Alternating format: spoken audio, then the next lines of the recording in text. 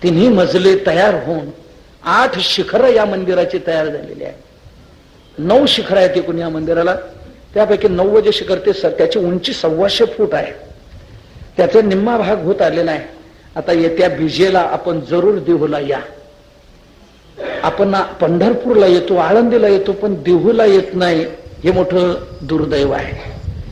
देहूची वारी करायलाच पाहिजे. आपल्या वारकऱ्यांचं ते कलशस्थान आहे. तो का झाला असे कळस, आणि कळसाच्या दर्शनाला आपण येत नाही, ही मोठी आपली चूक आहे. तरी देहूला बीजेच्या वारीला जरूर यायलाच पाहिजे. सर्वांनी यावं. कळसाच्या दर्शनात सर्व दर्शन आहे. तो का म्हणे मोक्ष रे केल्या, म्हणून तुकोबरायांच्या दर्शनात सर्व महान सफलता आपल्याला प्राप्त होणार आहे. म्हणून वारीला जरूर या. 11 मार्चला तुकाराम बीज आहे या वर्षी. कोणी म्हणेल आम्हाला सुट्टी रजा तर मिळाली पाहिजे, रविवार आहे.